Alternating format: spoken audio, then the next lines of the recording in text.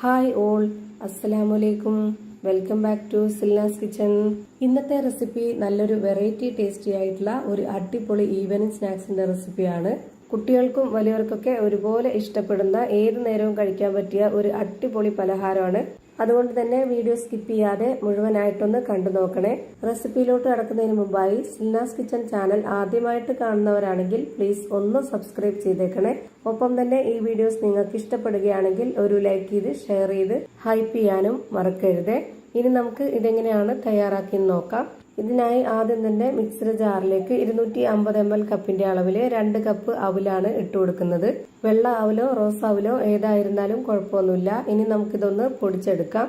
ഇത് പൊടിച്ചെടുത്ത മിക്സ് ഒരു പാത്രത്തിലേക്ക് മാറ്റുന്നുണ്ട്. ഇനി അടുത്തതായിട്ട് ഇതിലേക്ക് ഇട്ട് കൊടുക്കേണ്ടത് അരിപ്പൊടിയാണ്. വറുത്ത അരിപ്പൊടിയാണ് ഞാനിപ്പോൾ ഇതിലേക്ക് ഇട്ട് കൊടുക്കുന്നത്. 250 ml കപ്പിന്റെ അളവില് 1 കപ്പ് നിറയെ എടുത്തിട്ടുണ്ട്. ഇതുപോലെ രണ്ടും ഒരു പാത്രത്തിലേക്ക് ഇട്ട് കൊടുത്ത ശേഷം ഒരു വിസ്ക് വെച്ചിട്ട് ഈ പൊടികൾ നന്നായിട്ടൊന്ന് മിക്സ് ചെയ്ത് കൊടുക്കാം. ഇത് രണ്ടും കൂടി ഇപ്പോൾ നല്ലപോലെ മിക്സ് ചെയ്തെടുത്തിട്ടുണ്ട്. ഇനി ഇതൊന്ന് മാറ്റി വെച്ചേക്കാം. അടുത്തതായിട്ട് സ്റ്റവിലേക്ക് ഒരു പാൻ വെച്ച് കൊടുത്ത ശേഷം ഫ്ലെയിം ഓൺ ആക്കിയിട്ട് അതിലേക്ക് 1 സ്പൂൺ ഓയിൽ ഒഴിച്ചു കൊടുക്കുന്നുണ്ട്. ഈ ഒരു ഓയിൽ നന്നായിട്ടൊന്ന് ചൂടായിട്ട് വരുന്ന സമയത്ത് ഇതിലേക്ക് 1 സ്പൂൺ അളവില് ജീരകം ഇട്ട് കൊടുക്കാം. ചെറിയ ജീരകമാണ് ഇട്ട് കൊടുത്തിട്ടുള്ളത്. പിന്നെ ഇതിലേക്ക് വേണ്ടത് വെളുത്തുള്ളി ഇഞ്ചി ചതച്ചതാണ്. അതിവിടെ 1 സ്പൂൺ അളവിൽ ഇട്ട് കൊടുക്കുന്നുണ്ട്. പിന്നെ ഒരു നുള്ള് ഗരം മസാലപ്പൊടിയും 1 നുള്ള് മഞ്ഞൾപ്പൊടിയും ഇട്ട് കൊടുക്കാം.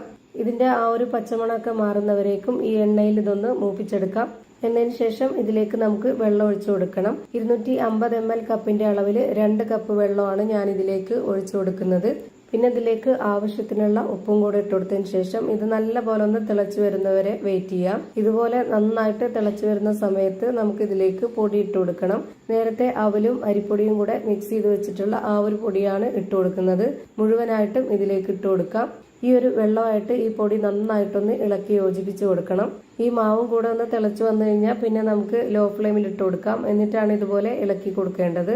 ഹൈ ഫ്ലെയിമിൽ തന്നെ വെച്ചിരുന്നു കഴിഞ്ഞാൽ പെട്ടെന്ന് തന്നെ അടുക്കി പിടിക്കും. ഇപ്പൊ ഇതാ ഈ ഒരു മാവും വെള്ളമൊക്കെ ആയിട്ട് നല്ലപോലെ മിക്സ് ചെയ്തെടുത്തതിന് ശേഷം ഇനി നമുക്ക് ഇതിന്റെ ഫ്ലെയിം ഓഫ് ചെയ്ത് കൊടുക്കാം. ഇനി ഇത് നല്ലപോലെ ചൂടാറുന്നവരെ വെയിറ്റ് ചെയ്യേണ്ട. ഒരു പകുതി ചൂടാവുമ്പോൾ നമുക്ക് ഇതുപോലെ കൈ വെച്ചിട്ട് നന്നായിട്ടൊന്ന് കുഴച്ചിട്ടെടുക്കാം.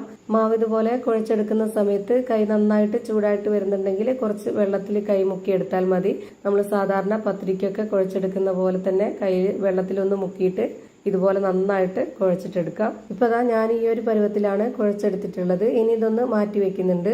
അടുത്തതായിട്ട് സ്റ്റവിലേക്ക് ഒരു പാൻ വെച്ച് കൊടുത്ത് ഫ്ലെയിം ഓൺ ആക്കി കൊടുത്ത ശേഷം അതിലേക്ക് കുറച്ച് ഓയിൽ ഒഴിച്ചു കൊടുത്തതിന് ശേഷം 1 സ്പൂൺ അളവിൽ ജീരകം ഇട്ട് കൊടുക്കുന്നുണ്ട്. ചെറിയ ജീരകമാണ് ഇട്ട് കൊടുത്തിട്ടുള്ളത്.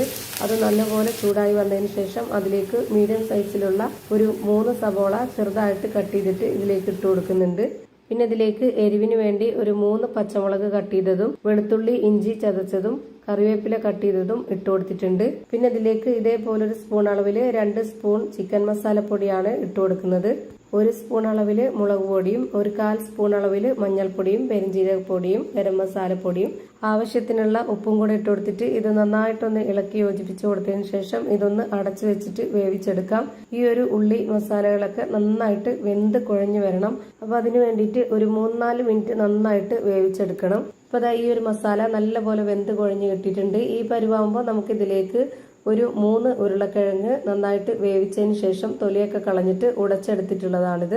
അതുകൂടെ ഇതിലേക്ക് ഇട്ട് കൊടുത്തതിന് ശേഷം ഇതുപോലെ നന്നായിട്ടൊന്ന് ഇളക്കി യോജിപ്പിച്ച് കൊടുക്കാം. ഇനി നമുക്ക് ഈ ഒരു ഉരുളക്കിഴങ്ങിൽ ഈ മസാല പിടിച്ചു കിട്ടാനായിട്ട് 1-2 മിനിറ്റ് ഇതൊന്ന് അടച്ചു വെച്ച് വേവിച്ചെടുക്കാം. ഇപ്പൊ ദാ ഈ ഒരു മസാലക്കൂട്ട് നന്നായിട്ട് വെന്ത് കിട്ടിയിട്ടുണ്ട്. ഒട്ടും തന്നെ വെള്ളം ഒഴിച്ചു കൊടുക്കാതെയാണ് ഇതുപോലെ റെഡിയാക്കി എടുത്തിട്ടുള്ളത്. ഇതാണ് ഇതിന്റെ കറക്റ്റ് ആയിട്ടുള്ള പരുവം. ഇനി നമുക്ക് ഇതിന്റെ ഫ്ലെയിം ഓഫ് ചെയ്ത് കൊടുക്കാം. ഇനി ഞാൻ ഇവിടെ ഒരു ബോർഡ് എടുത്തിട്ടുണ്ട്. അതിലേക്ക് കുറച്ച് ഓയിൽ ഒഴിച്ചു കൊടുത്തതിന് ശേഷം ഇതുപോലെ നന്നായിട്ടൊന്ന് സ്പ്രെഡ് ചെയ്ത് കൊടുക്കുന്നുണ്ട്. എല്ലാ ഭാഗത്തും നന്നായിട്ട് സ്പ്രെഡ് ചെയ്ത് കൊടുക്കണം. പിന്നെ ഇതിലേക്ക് നേരത്തെ കുഴച്ച് മാറ്റി വെച്ചിരുന്നതിൽ നിന്ന് ഒരു പകുതി മാവ് എടുത്തിട്ട് ഇതുപോലെ വെച്ച് കൊടുക്കുക. എന്നിട്ട് ഇതുപോലെ നന്നായിട്ടൊന്ന് പരത്തിയെടുക്കണം. അധികം നൈസായിട്ടല്ല, കുറച്ച് കട്ടിയായിട്ട് വേണം ഇതിനെ പരത്തിയെടുക്കാനായിട്ട്.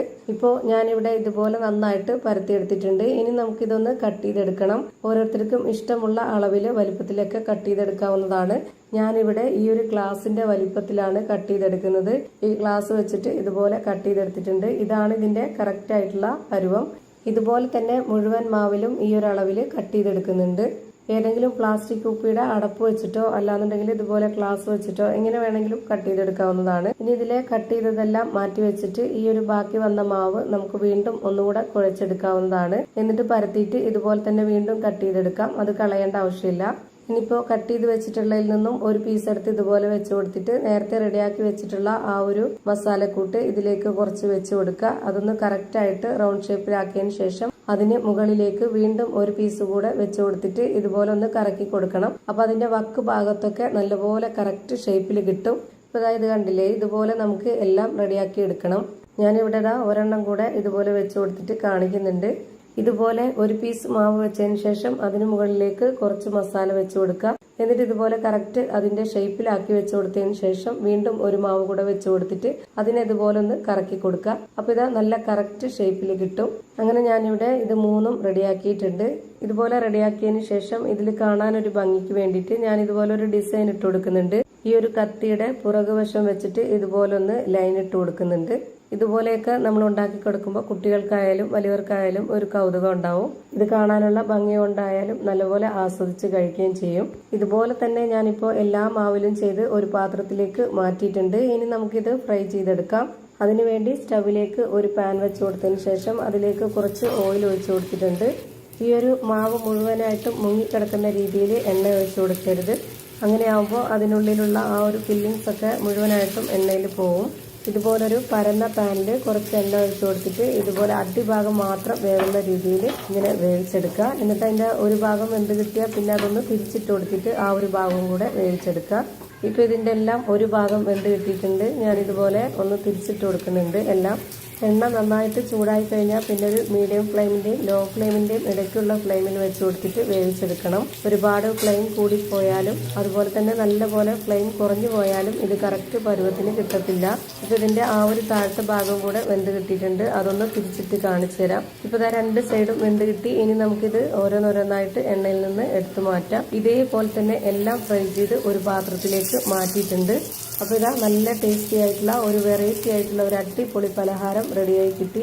ഓൾറെഡി ഇതിന്റെ ഫില്ലിങ്സ് ഒക്കെ പുറത്തോട്ട് കാണുന്ന രീതിയിലാണ് നമ്മൾ ഇതിനെ ഫ്രൈ ചെയ്തെടുത്തിട്ടുള്ളത്. അതുകൊണ്ട് തന്നെ നമുക്കിനി ഇത് പൊട്ടിച്ച് കാണിക്കേണ്ട ആവശ്യമൊന്നുമില്ല. കാണാൻ നല്ല ഭംഗിയും കഴിക്കാൻ നല്ല ടേസ്റ്റി ആയിട്ടുള്ള ഒരു അടിപൊളി പലഹാരം റെഡിയായി കിട്ടി. ഇത്രയേ ഉള്ളൂ ഇന്നത്തെ വീഡിയോ. വീഡിയോ ഇഷ്ടമായാൽ ലൈക്ക് ചെയ്യാനും കമന്റ് ചെയ്യാനും ഷെയർ ചെയ്യാനും മറക്കരുത്. പുതിയൊരു വീഡിയോയുമായി വീണ്ടും വരും. Thank you for watching.